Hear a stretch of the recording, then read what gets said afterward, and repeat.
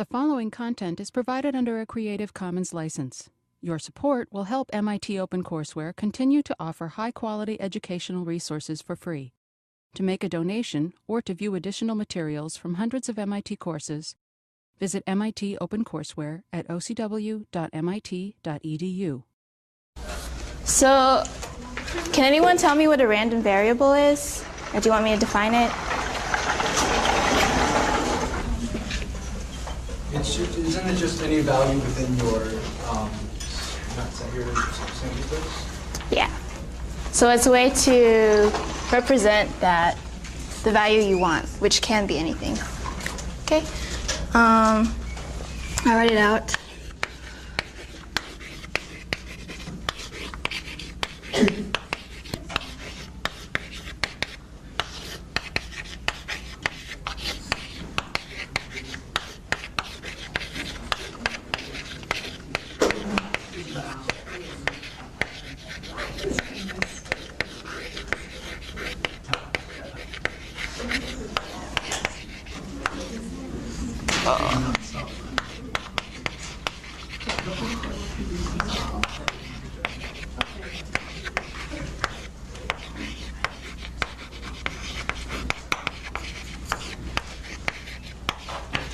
Okay, so remember how we talked about sample space? Oh wait, what's your name? Eric. Eric, okay, let me write you. Eric.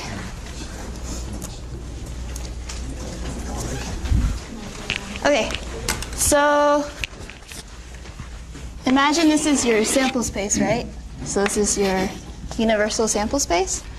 And what a random variable does is take any of your outcomes in the sample space and puts it on a real number line. So this could be like 0, 1, 2, 3. And like say you have some random value here, you're going to map it to whatever real number value line that is. So the example that I have in here is if you say that your random variable x is the maximum of 2 rows,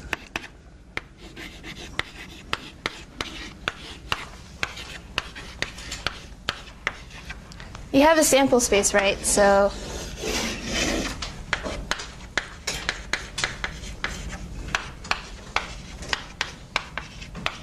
this is like your first row, this is your second row, right?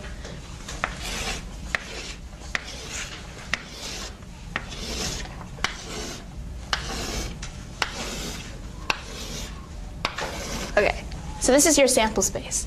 And then you have the real number line where x is some certain event that x is the maximum of 2 rows. So it could be like 1, 2, 3, 4, 5, 6.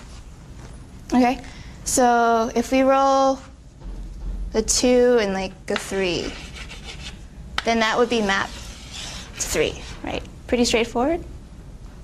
If you have 5 and 5, this sample space maps to 5, etc. Does everyone understand that? Oh, max of rows as in like pick one of the two, not combine them? Oh, so when you meant max of 2 rows, you meant the highest of the 2 rows, not the sum of the two? Yeah. Oh. Yeah. So also like you don't worry about specifically the x, because we're not really treating like the y, not even y-axis. Oh, okay, sorry. So this is not really a coordinate system, right? Yeah, it's just a way that we represent it. So I'm not mapping like x against y. So x is separate from this sample space. So x can be any one of these numbers, but lowercase x means a certain one of these numbers. So that's the difference between capitalized x and a lowercase x, which is one of the questions you guys had. Okay, so does that make sense? Okay. If you notice here, this is discrete because you can't have like 1.1, 1.2, 1.3, 1.333, etc. So this is discrete. It's countable and it's finite. So you can't have an infinite number in order to be discrete. So if If you look on the back of the first page, I already told you that the first three are discrete. So I'm just going to ask why the fourth and the fifth random variables aren't discrete. If anyone can tell me that.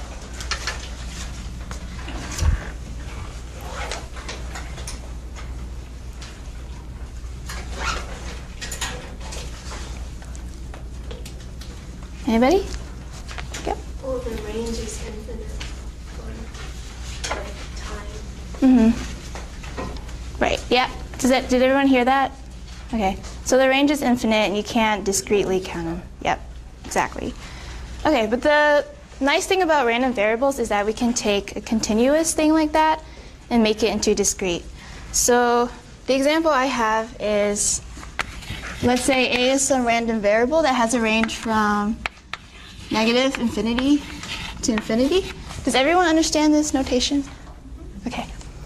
So we can't have a discrete random variable that describes this, right? Because it's continuous and infinite. So we're going to make a function. I'll just call it f because SGN confused you guys. So we're going to convert A into discrete.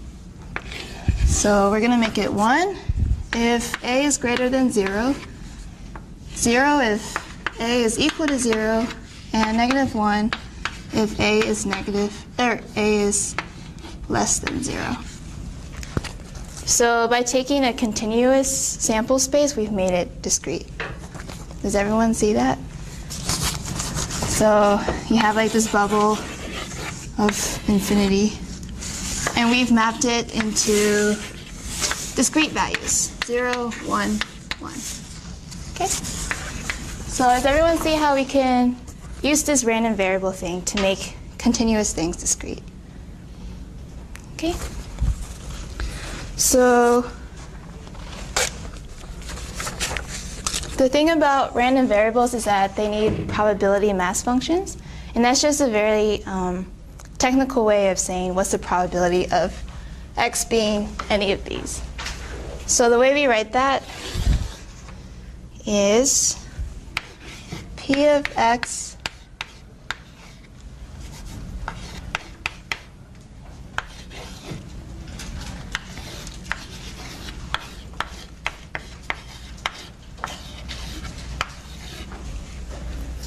okay. So what this is saying is the probability of this random variable x being a specific x. So the probability of x max of 2 rows being specifically 1, 2, 3, 4, 5, 6. So that would be, like this. Okay? That's basically what it's saying. So the example I have for this is if we say a random variable x, this is just random variable, x equals the number of heads obtained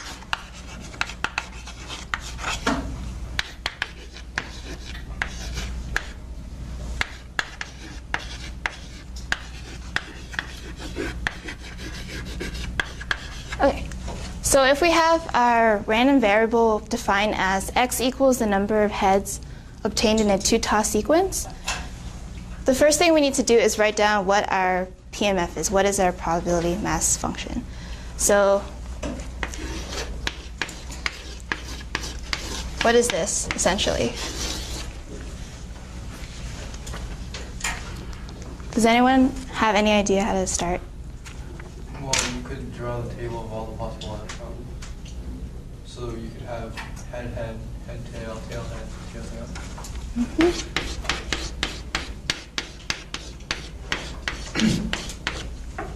Okay. Is that it? Oh wait, you said. Yep. So basically, x equals 0, x equals 1, x equals 2. Does everyone see that? So this means 0 heads, which would be this, 1, which would be these, and then 2, which would be that. So we're going to ask, what's the probability that x is 0? Yep. and 1? 1/2. Yep. And in probability mass functions, we also want to add 0 otherwise. So my TA got me for that a lot, so make sure you remember that in college. In the example here, though, I've combined these two, which is how you're technically supposed to do it. So we would actually take this out and then put that. So it's just a simpler way of writing it. Okay? You see that? Okay.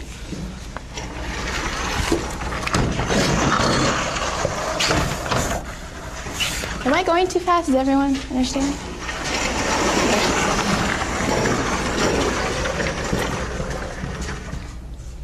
Okay, so that's just an example of how to calculate PMFs. And if you notice, if you add these, you get 1. So it's easy to tell if you have this written out. 1/4 plus 1/2 plus 1/4 is 1. So make sure if you do write it in this way that you add it twice, because you have 2 separate x's.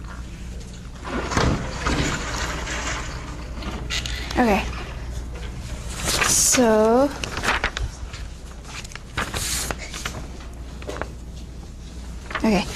So now we're going to talk about specific kinds of random variables. The first one is the easiest one, and that is the Bernoulli random variable. So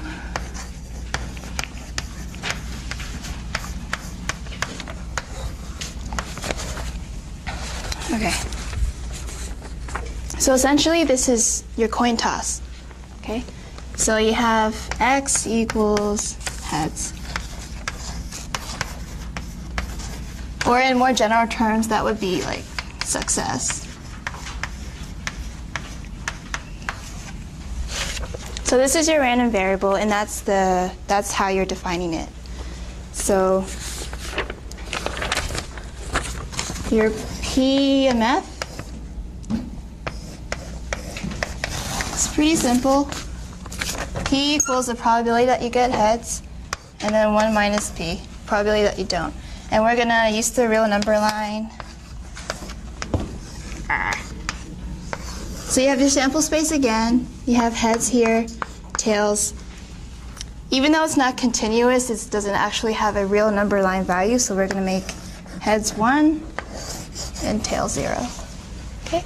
So this is x equals 1. 0. Okay? So everyone see that? It's pretty simple. There's applications for this, like whether a telephone is free or busy for someone who's like a telemarketer and wants to know the probability that the person will pick up, or if a person's sick or healthy, simple things like that. Okay, so our second one is the binomial random variable, which is basically a sequence of Bernoulli random variables. So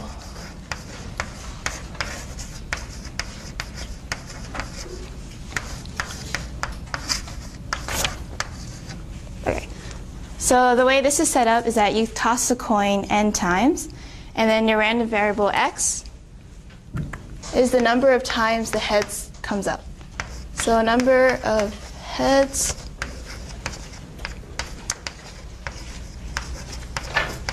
in an n toss sequence. And the more general way of saying that is the number of successes in n number of trials, right? So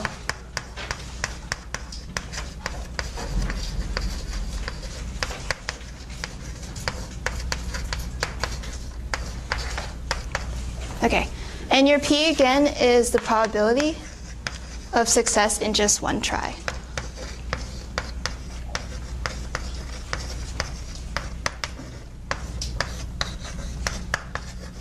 And that's where your Bernoulli comes in.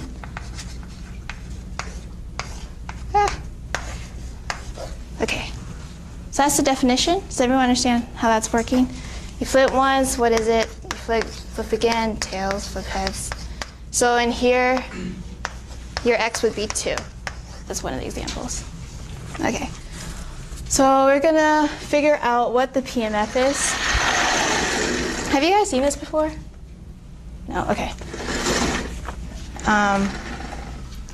We're going to use a lot of concepts to figure out what this is based on what you guys already know. You already know what coin tossing is.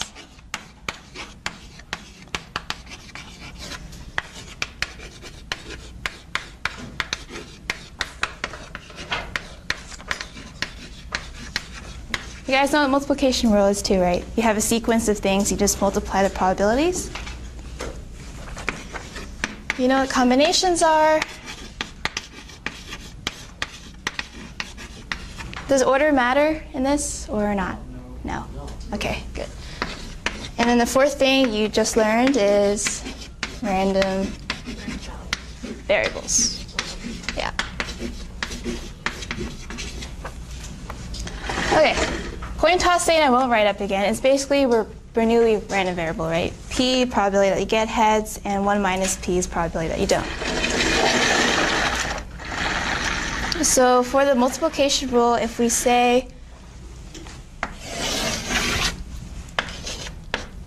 we toss it n times,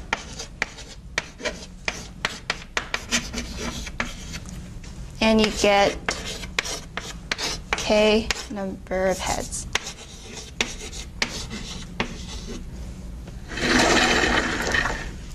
And for my example, we'll use n equals 5, k equals 2. So what's the probability that you get k heads? And, or actually, how would you calculate the probability that you get k heads n times? So you get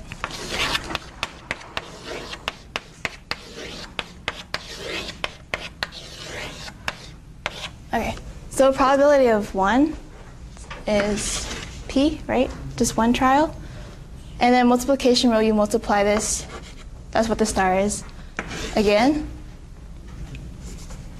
You do that again, but this time it's 1 minus p, right? 1 minus p, 1 minus p. And the only reason you can do this is because of this, right? So you know that. And another way to write this is p k times, right? Because k is the number of times you got heads. And then 1 minus p n minus k. Okay, does everyone see that? Because n is the total and k is the number of heads, so you just want to take the difference. So that's part 2. For combinations, you know that's not the only way you can get 2 heads and 3 tails, right? You can have that, you can have this, etc., etc. So your combinations comes in and how many of these sequences are possible, right? And we learned that's this many, right? So that would be 5, 2.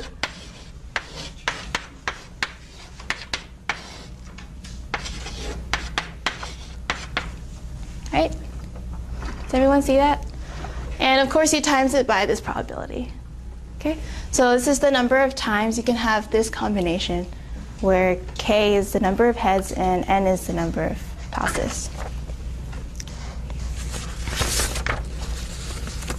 Okay, does that make sense?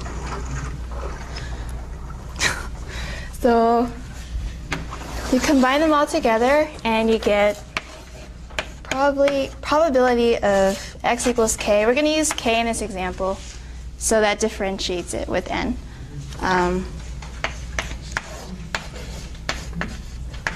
Equals the number of combinations, right, times the probability, which we got there.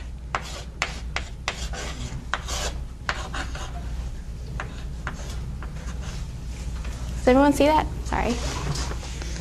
Okay. So what's our restriction on k?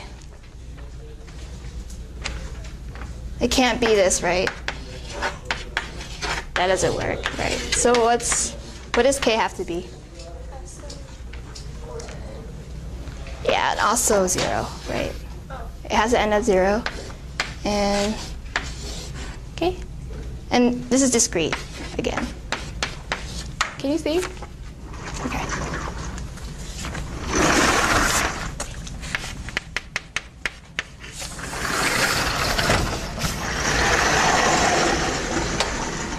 Okay, so those are 2 of the major random variables that people usually start teaching with. Okay, so does everyone understand that? Okay, I'm gonna erase this. Where's the eraser? Okay.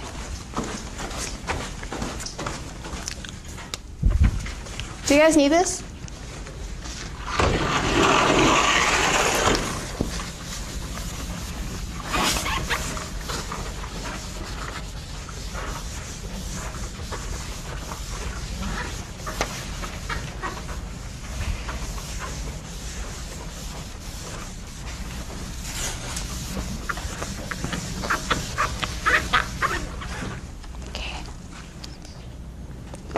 Okay. So if you just have equations like this, it's kind of hard to get a feel for what your random variable is saying. So we're going to graph it. And this is called the distribution. So for your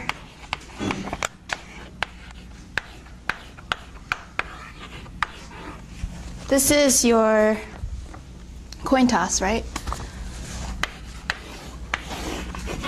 This is the x's that it can take, so 0, 1. And then this is your PMF, right, which we calculated.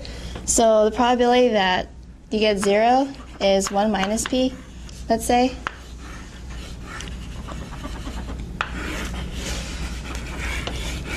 And this could be p or something. Okay, and it can be reversed depending on what p is. So for your binomial,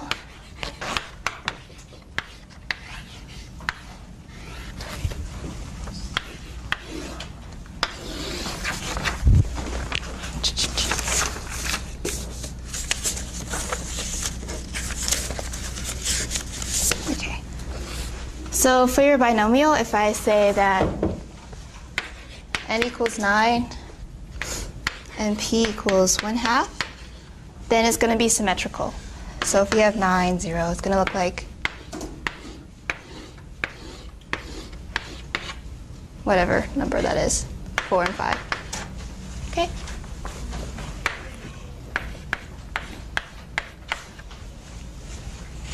So it's symmetrical if p equals 1/2.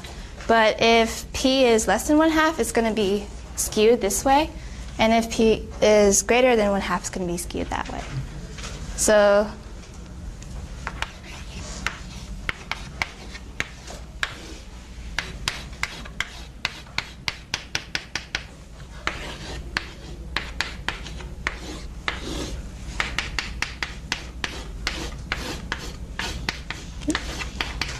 okay, so everyone see that? It's really easy to calculate if you do have numbers. You just plug in x, plot the probability, and then you get this distribution.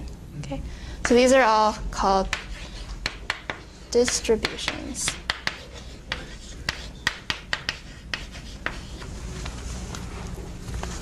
Okay, does that make sense? Okay, so far we know the Bernoulli random variable, right? And the binomial. Okay, so I'm going to tell you about the geometric random variable.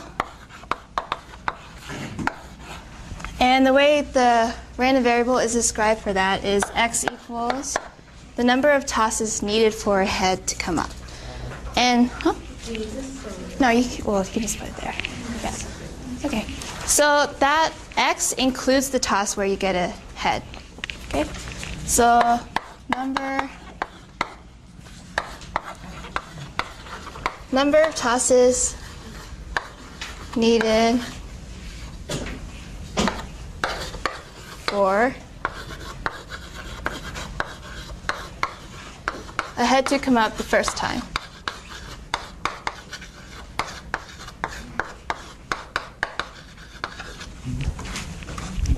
first time? It's just like if you were simulating how many times you need to do something before you get it the first shot. So, Oh, okay. yeah.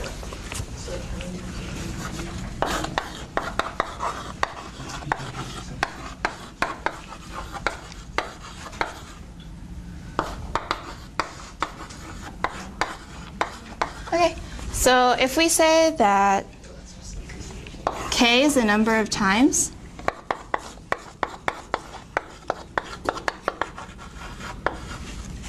then how would we write that probability?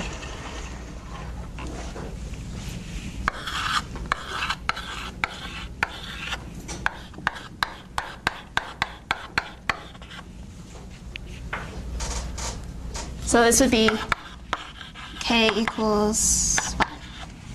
So it's kind of like that, right? You have p, p1 minus p, etc.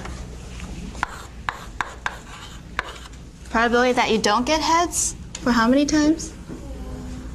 Right, which is k minus 1, right? And then the probability that you get it once, which is just 1. Does everyone see that? So that is how you write your PMF. So the PMF for this random variable equals 1 minus p, k minus 1, p. Okay? And in this case, what can k equal?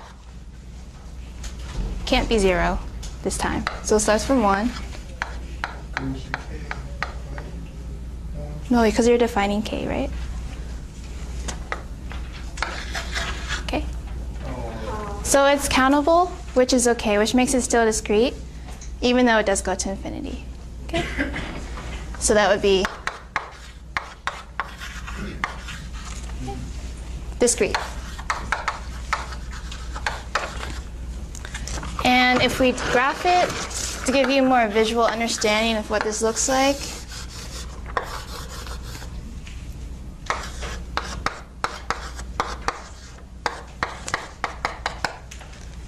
if it only takes one time, what's the probability? P, right? Okay. And if you graph it, it will like slowly go down like this. So depending on how you choose P and what K is, etc. So that's just an example of what it looks like. So applications for this could be like the number of times you need to take a test before you pass, if your probability is like 0.6, which is not good. Another example could be like finding a missing item in a given search. So that could be like an airplane where they're trying to find your luggage, where the P is like 0.0001. But that's some real life examples, because no one really cares about heads. Okay, does anyone need this? Anyone need this? Okay.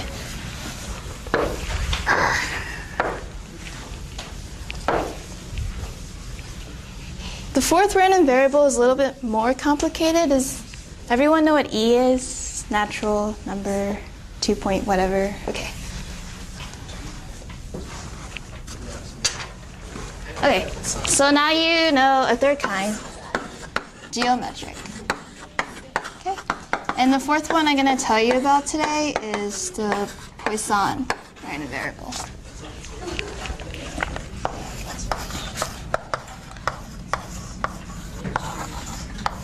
Okay, so has anyone heard of this before? Okay, so I'm going to tell you the PMF right off the bat instead of deriving it. So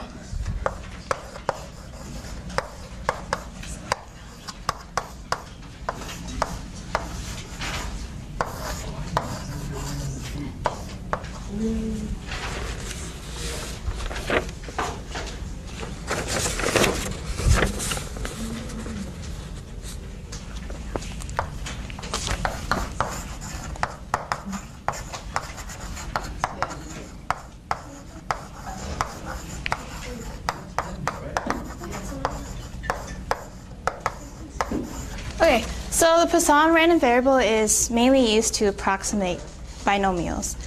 And you know what binomial RVs are already, right? So K is the number of heads in an n toss sequence.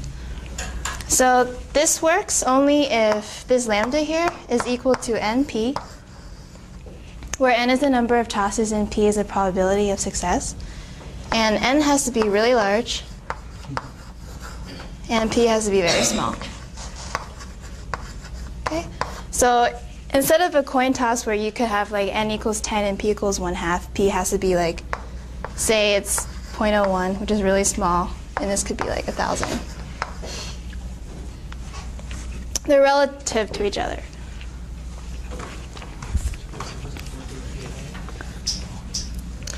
Okay, so example of this could be like if you're fixing the number of typos in a book and your probability is really small, but your n is large because n could be the number of words, which is a lot, right? Or another example would be the number of cars that get into accidents every day, where n is like, where n is like a lot, and p is hopefully pretty small. Okay? So we're gonna do a problem to help you understand. Anyone need this? Okay.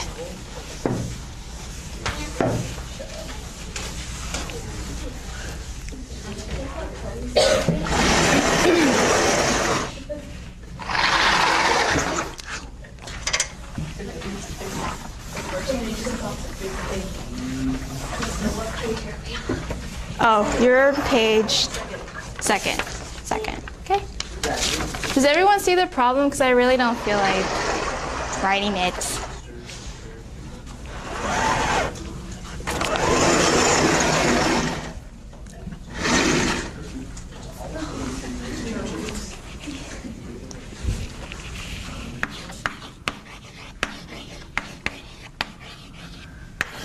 Okay, did everyone read it yet? Almost, okay. It's called Problem, and it's on the second page. Ooh, okay, just checking. It's early for me. Exactly what is it? Birthday and house specific, just like the day. So it doesn't have to be year as well, right?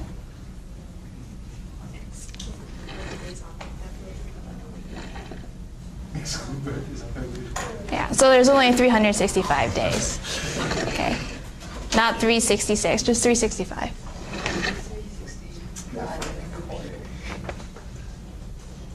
Round down. Okay. Is everyone good? Okay, so I'll summarize it. You have a party with 500 guests. What is the probability that only one guest has the same birthday as you? So we're gonna solve it using the binomial way and then the Poisson approximation. Okay, so what's your n? What's the total number that we're going at here? 500 includes yourself. So, yeah. So 499. What's k? K is your success, right? What? Yep. And p, the probability?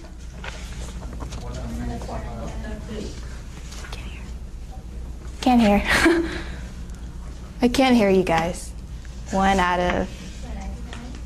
No, 3. 2. Yeah. What were you saying before, Priya? Okay, do you understand why? Okay. So this number of days and you only want 1, right?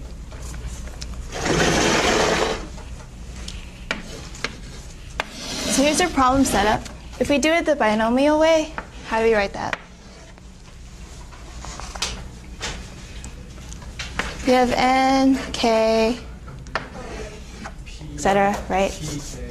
Yeah, we'll just plug it in. 499. 1. And then 365. Mm-hmm. To the first one. Yep. And then 364.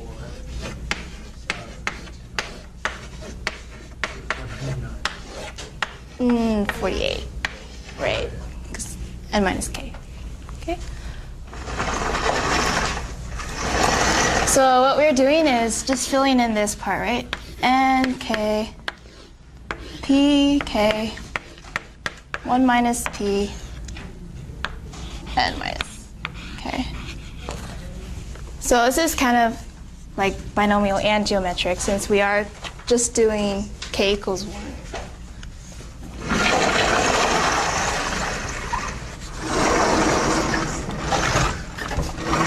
So how do we solve that? What does this become? What? It's sort of a little hard. Yeah, it's really hard, right? So you have 498. Yeah, so it's just 499. That's really. Yeah, but if you had a bigger number, yeah. Yeah. This part's hard.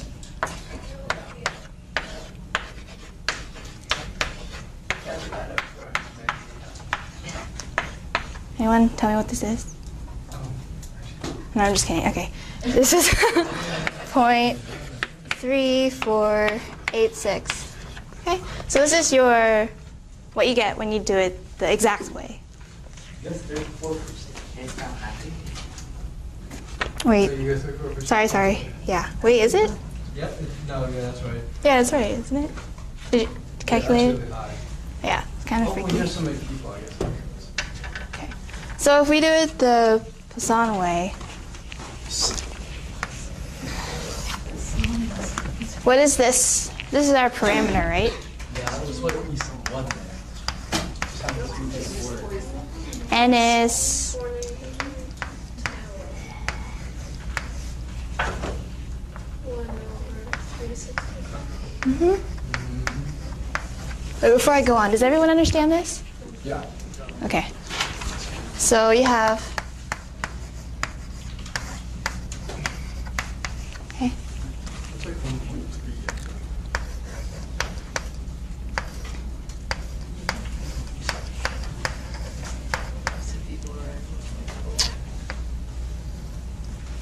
Oh, I wrote this kind of funny.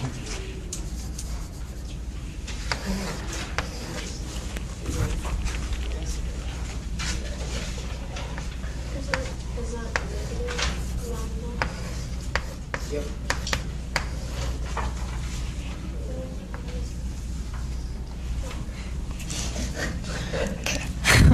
All right, so this is our PMF, right? So if we plug in everything in, what do we get?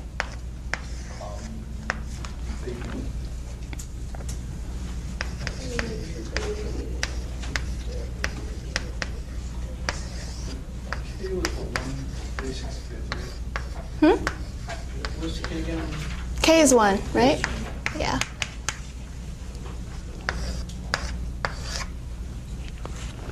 Is that right? Okay.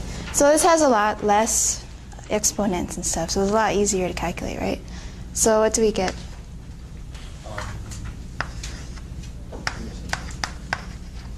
Hmm? Oh, this is kind of high. Whoa. 1.3484. That's pretty close. Yep. So you get a pretty good approximation, right? Right. So by using the Poisson, you can get a pretty good approximation without doing all this extra calculation. So that's one of the reasons they made this random variable. Well, they didn't just make it, they derived it. So it's like So- an estimation variable. Yeah, for this specific application. Does that make sense to everybody? Keep in mind this only works again if n is large and p is small. So you can't do it if it's just a coin toss. Okay. What happens? Oh. It just calculate, it doesn't work. Yeah. Okay, so what's this? What's the Bernoulli one? Bernoulli is. What is x? Our random variable. What is it? What are we defining it as? In just one trial. No, just one. Oh, right. Right? Just one, right? This is n number of trials. Okay. What's this? Yeah. How long it takes. So how many trials it takes in order to get success? Okay, and this is including the trial that you do get success. Okay, and Poisson is what you just learned for that. Okay, good. All right, so those are the 4 main random variables. And I'm going to tell you what expectation and variance is. Okay, do you guys need any of this?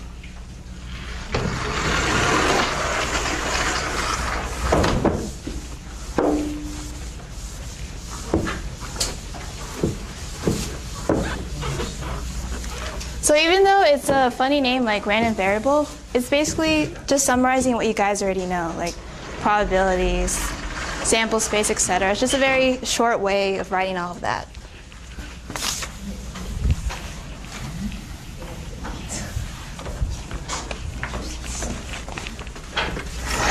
Anyone need this? Okay.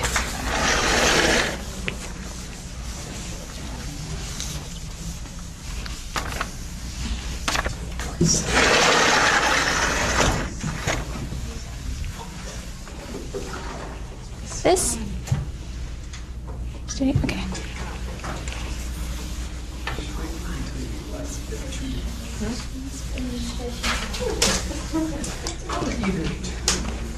Okay. How many of you guys have taken statistics?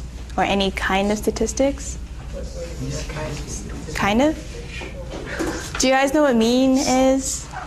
Okay. Do you know what variance is? No. No? Okay. So I'll skim over mean then.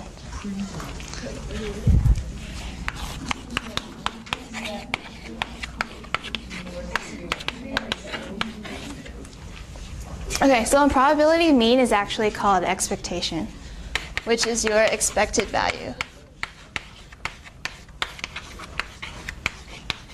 And the reason for that is because a mean kind of implies a bunch of experiments and you find the mean, but in probability you might only do one trial. So this is your expected value, even if it is the same thing mathematically as your average. And then variance is just another way of describing how spread out your data is from that mean. Yeah.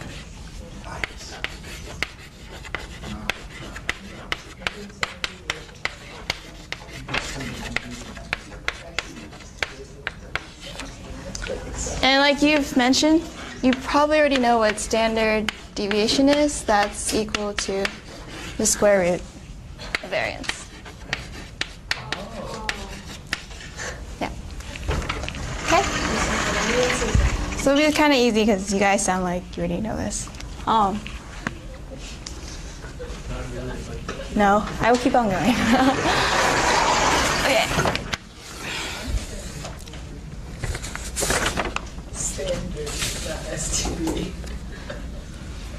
They're not all caps. Is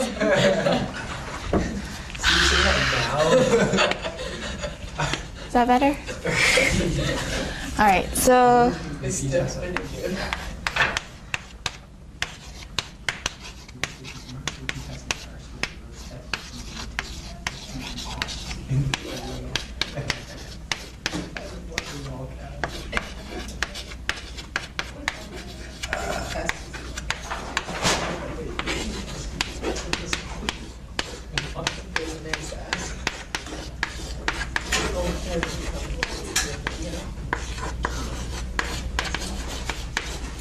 okay, so I'll run through this example to show you what expectation is. So you have 2 independent coin tosses, and the probability that you get heads is 3/4, and your random variable is x equals the number of heads obtained. So what kind of random variable is that?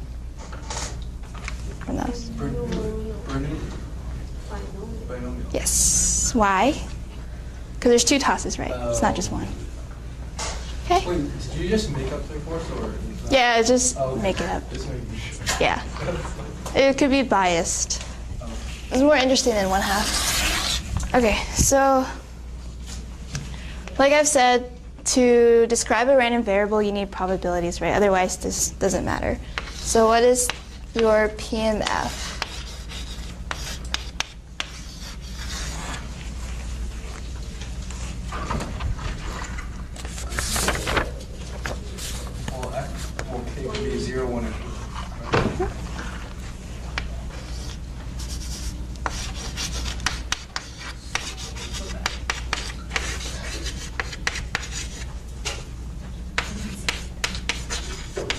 And like I said, you have to add the otherwise. You put 0.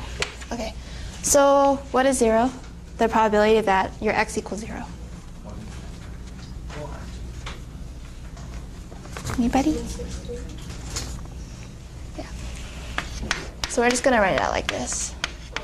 Okay. 1. Probability that you just get 1.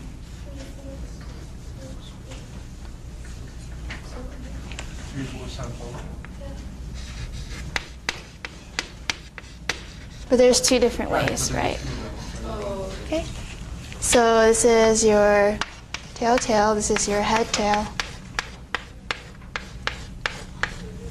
And this one?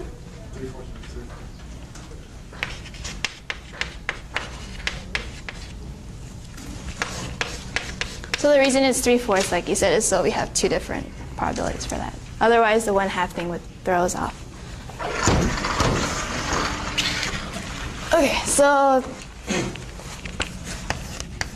expectation, like I've said, is your average, and the way we write it in probability is E of your random variable, x. So x is your random variable. This means mean. Okay. So how would you figure out the mean of that? If we're just going to flip it twice, what is the average that we're expecting? So you used to go on that. Could you repeat that? Could you just repeat that again? Oh yeah. So if you have your random variable and then probabilities of each event, how are you going to figure out the average? Take them all out and divide by the number. Kind of. Not really. So let's say you have x equals, or k equals 0 times the probability, right?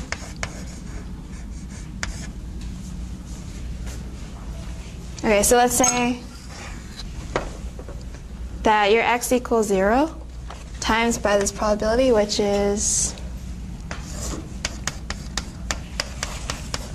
okay, plus 1 times that probability.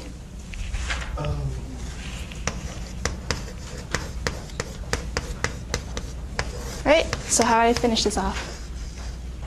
2, right? That's your last. 3/4 cubed times squared. Okay. Does everyone see this? So the general way of saying that is, this is sum. I know someone asked this in one of the sheets. Sum of all your possible x's times the probability of that x. Okay. Which is essentially what we just did, right? X equals 0, probability of x equals 0. X equals 1, probability of x equals 1. X equals 2, probability of x equals 2. Okay. Everyone understand that formula? Okay. You get over 1. Oh, okay, I get it. Yeah, never mind. So what comes out isn't a probability, it's what you. Yeah. What you, yeah. Right. So you have your real number line, right? 1, 2. And what you're expecting is that it falls right here.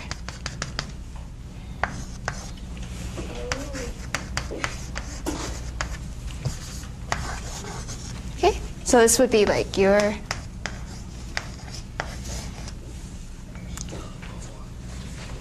zero's 1/16. This is probably something like here. I don't know. You can graph it out later. But basically, your expected value is what the x is, not the probabilities. Okay? Does that make sense? Good question.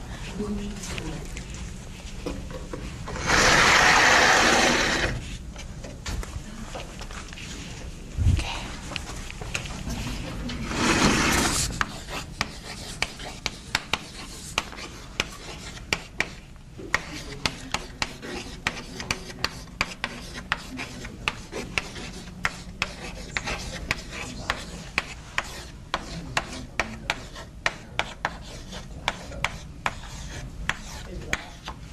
Okay. Does everyone understand expectation? Okay. So variance is basically your expectation of this. And what this is basically saying is the difference between your actual number and the mean squared. So a graphical way of looking at this, Why do you square? I'll get to that. Okay. So this is not that graph, okay? This is just like a random x, y thing. So let's say you have a bunch of plots, whatever. So these are like your data points, and you figured out that this is the mean, right? So this is your expectation. This is what you expect to get. And x is each one of these, right? So this is like a real value of x. And x minus your mean would be this distance. Okay? So x minus the mean, right? X minus the mean. And the reason we square this is that for here, this might be a positive number, this might be a negative number, right? So we want to get rid of all this confusion and just square it. But doesn't that change the value? Like, couldn't you just do absolute value sign? You could, but to get the standard dev is a lot easier if you can see mathematically where the square root's coming from. Okay. So the standard dev would be just to get rid of that square, and then you can get the actual absolute value. So that's graphically what variance is. So if your data was like really way off, then you get huge distances, and then you square it and you get a bigger number, right? So that shows that your data is more varied. And if your data is like really tight, then your distance is small, right? Yeah, and then you square that. Okay, does that make sense? So I haven't actually done this, but if you want, you can, if you want to calculate the variance of that, you would just write out all of these using that PMF, because you have the mean, right? And just square everything. So because it's expected value of this, your final formula is expected value of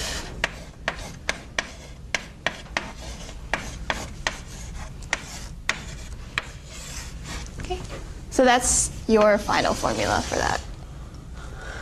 What you expect to get when you calculate all of these.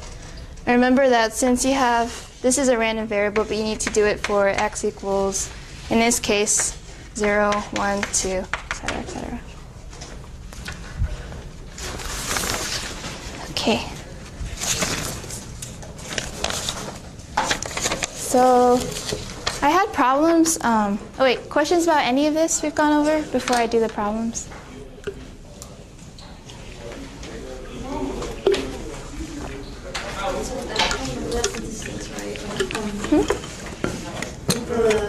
Expected value variance, where is that basically distance gotten the mean line?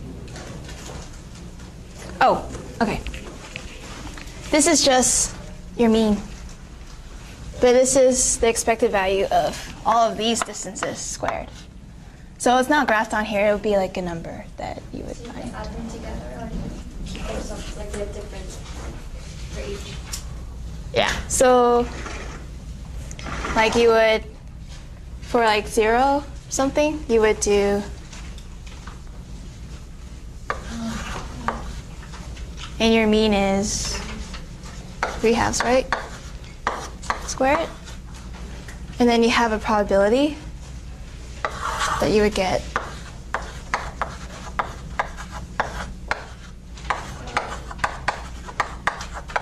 Okay, and then we have those probabilities, right? Probability of whatever that was. And then you would have to do the mean of this. So whatever you get for these, then you would times it by the probabilities and then get your expectation. So you're just like converting your x's into this new random variable almost. Okay. So you can kind of think of this as like y or something. or R or K, whatever number you want. So then you would just use that same formula. Okay? Any other questions? Okay. Did the sub last week go over the problems? Do you have any questions? Do you want me to go over any specific one? Oh, you didn't get them. Does anyone have a copy she could borrow or share with? Because I only have one. Nobody? Okay. It's okay. I'll just borrow it if I need it. I can copy them. Hmm? I can copy. No, that's fine. Only people have questions. Does anyone have questions about any of them? Do you want me to go over all of them?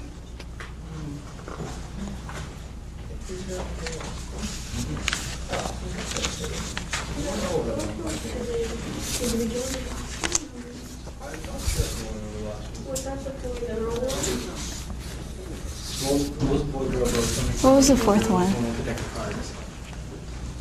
Sorry. What was the fourth one? Oh, okay, yeah. Do you want me to go over that one? Yeah. Okay.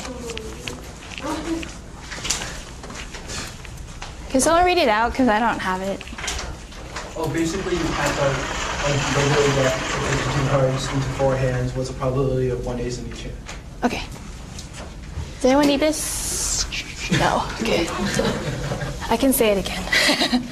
Okay. This? Okay.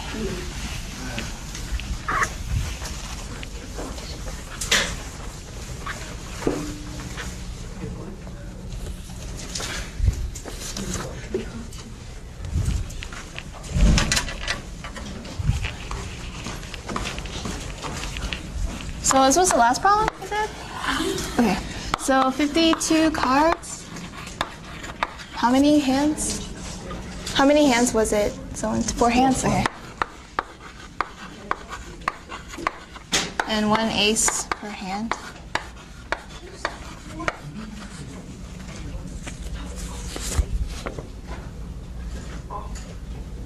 Okay. So what was the main question? Just how to do it, or? No, just what's the probability of 1 ace in each hand? Oh, okay. All right. So there are 2 ways, like we mentioned before. The easier way, in my opinion, is like the sequential way. So, let me read. Okay. All right. So the first hand would have like 13 slots, right? 13 slots. The second hand has that many. Okay. So if you were to put 1 ace here, that's just 52 different possibilities over the total number, right? So we can go to either one. Doesn't really matter. Oh, right. If you put 1 here, how do we calculate that?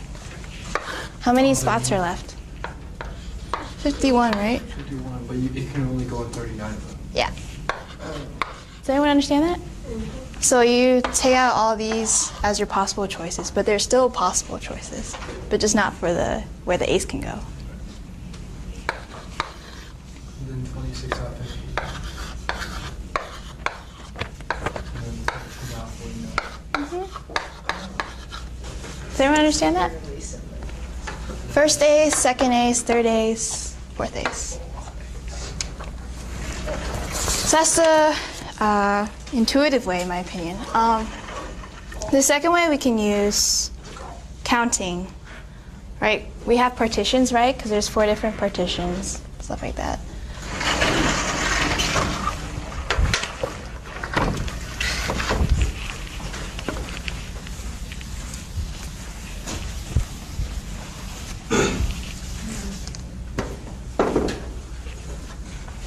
Okay. So you have your top part and your bottom part. So your bottom part is the total number of combinations, right? And this is only the ones that match your criteria. So we'll do this one first. Since we know partitions, we have the bottom part, which is your denominator. Do you guys remember partitions? Kind of? Kind of, okay. So there's 52 spots, right? Right. And we have 4 hands, and we have 13 slots in each of those hands. So you partition that like this. Oh, right, yeah. Okay? So this is a number of combinations you can have 13 cards in 4 different ways. 52.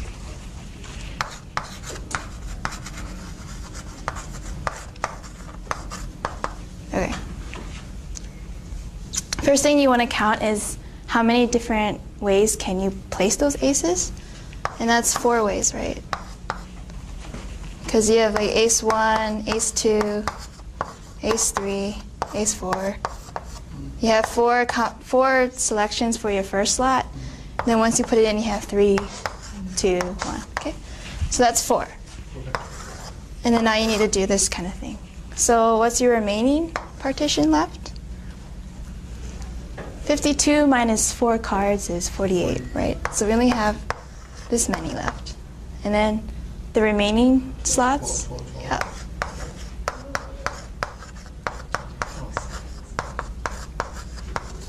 Okay. Oh, it's kind of written differently, but basically this goes on top, that goes on bottom. So you calculate it out and it looks like that. It should. Okay.